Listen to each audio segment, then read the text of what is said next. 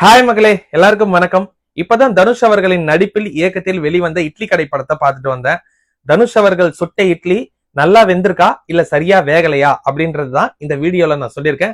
So மக்களே, skip பண்ணாம முழுசா பாருங்க. இந்த படத்துடைய கதை என்னன்னா, ஒரு கிராமத்துல சிவனேசன் இட்லி கடை நடத்திட்டு வராரு. அந்த இட்லி கடை அந்த ஊர்ல ரொம்ப ஃபேமஸ் ஆகுது. அந்த ஊருடைய மிகப்பெரிய அடையாளமாவே மாறுது. அப்பாவோட தொழிலை இன்னும் வளர்க்கலாம்னு சொல்லி தனுஷ் அவர்கள் அப்பா கிட்ட இந்த கடையெல்லாம் நம்ம பிரான்சைஸ் பண்ணலாம்னு சொல்லி ஒரு ஐடியா தராரு. பட் அப்பாக்கு அதுல பெருசா உடன்பாடு இல்லாத காரணத்தினால் அந்த முடிவு அங்கேயே கைவிடப்படுது. தனுஷும் ஹோட்டல் இண்டஸ்ட்ரியில வேலை தேர்றாரு. வெளிநாட்டுல ஒரு பெரிய ஹோட்டல்ல ஒரு நல்ல ஒரு பொசிஷன்ல அவருக்கு வேலை கிடைக்குது. அவர் அங்கேயே போய் செட்டில் ஆயிடுறாரு. அந்த ஹோட்டலுடைய முதலாளி தான் சத்யராஜ். அவருடைய பொண்ணு தனுஷை காதலிக்கிறாங்க.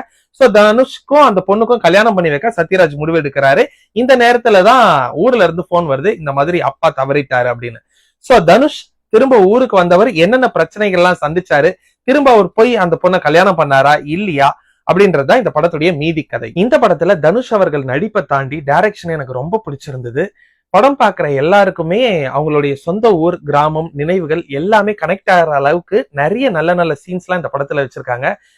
நிறைய நட்சத்திர பட்டாளங்கள் இந்த படத்துல நடிச்சிருப்பாங்க. Sathyaraj sir, Parthiban sir, Samuthirakani sir, Ilavarasu sir ரொம்பவே நல்லா பண்ணியிருந்தாரு. வெளிநாட்டுல வேலை பார்க்கறவங்க தன்னுடைய குடும்பத்தை இழந்து தவிக்கிற தவிப்பை ஒரு சீன்ல ரொம்பவே அழகா பண்ணியிருப்பாங்க. அது மட்டும் இல்லாம இந்த கதாபாத்திரங்களோட ஒரு கண்ணுக்குட்டி நடிச்சிருக்கோம். அந்த கண்ணுக்குட்டி வர சீன்லாம் ரொம்பவே அழகா ஒர்க் அவுட் ஆயிருந்தது. இந்த படத்துல வசனங்கள் எல்லாமே ரொம்பவே நல்லா இருந்துச்சு. முக்கியமா இந்த படத்துடைய வில்லனை பத்தி சொல்லி ஆகணும். எஸ், நம்ம அருண் விஜய் சார் தாங்க வில்லனா பண்ணியிருக்காரு. என்னை அறிந்தால் படத்துல தலை கூட வில்லனா நடிச்சுட்டு இப்ப தனுஷ் சார் கூட வில்லனா பண்ணியிருக்காரு. செம்ம ஆட்டிடியூடா பெர்ஃபார்ம் பண்ணியிருந்தாரு. ரொம்பவே நல்லா இருந்தது. இந்த கேரக்டருக்கு ரொம்ப ஆப்டா இருந்தாரு.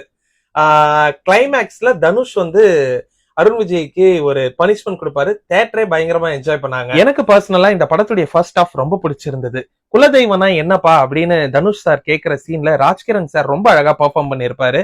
இந்த படத்துடைய பெரிய பிளஸ் என்னன்னா, ஜிவி பிரகாஷ் சாருடைய மியூசிக், சாங்ஸ் அண்ட் விஷுவல்ஸ் அவ்வளவு நல்லா வந்திருக்கு. இன்டர்வல் பிளாக் சீன்ல பயங்கரமா பிஜிஎம் எல்லாம் போட்டு எலிவேட் பண்ணியிருப்பாங்க. நெக்ஸ்ட் நித்யா மேனன், திருச்சிற்றம்பலம் படத்துக்கு அப்புறம் இந்த படத்துல இவங்க சேர்ந்து நடிச்சிருக்காங்க. இவங்க ரெண்டு பேர் காம்பினேஷன் சீன்ஸுமே ரொம்ப நல்லா வந்திருக்கு. இவங்க ரெண்டு பேர் பேருமே பார்க்க விஷுவலா ரொம்பவே நல்லா இருந்துச்சு. இந்த படத்துடைய செகண்ட் ஹாஃப் கொஞ்சம் விறுவிறுப்பு கம்மியா தான் போச்சு. அடுத்தடுத்து இந்தந்த சீன்லாம் தான் வரணும் ஓரளவுக்கு ப்ரிடிக்ட் பண்ற அளவுக்கு இருந்தது. பட் ஃபேமிலியோட இந்த வீக்கெண்ட்லாம் நீங்க ஜாலியா போய் ஒரு நல்ல ஒரு ஃபீல் குட் படம் பார்க்கலாம். ஒரு நல்ல ஒரு எமோஷனல் பிலிம தனுஷ் கொடுத்திருக்காரு. அவர் இந்த படத்துல சொல்ல வந்த ஒரு கருத்துல எனக்கு ஒரு சின்ன மாற்று கருத்து இருக்கு. குலத்தொழில தலைமுறை தலைமுறையா கத்துக்கிறது சிறந்தது.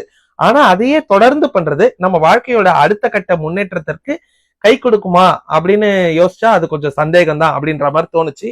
மற்றபடி இது ஒரு நல்ல ஒரு ஃபீல் குட் படம். ஜாலியா போய் படத்தை பார்த்துட்டு வாங்க மக்களே. சோ மைடியா மக்களே, இந்த படத்தை பார்த்து என்னுடைய கருத்துக்களை நான் உங்ககிட்ட ஷேர் பண்ணிட்டேன். உங்களுக்கு ஏதாவது மாற்று கருத்துக்கள் இருந்ததுன்னா உடனே நீங்க அந்த கருத்துக்களில் பதிவிடவும் நான் காத்துட்டு இருக்கேன். எஸ், என்னுடைய ரிவ்யூ உங்களுக்கு பிடிச்சிருந்ததுன்னா விக்கி மித்ரா வைப்ஸ் சேனலை சப்ஸ்கிரைப் பண்ணுங்க.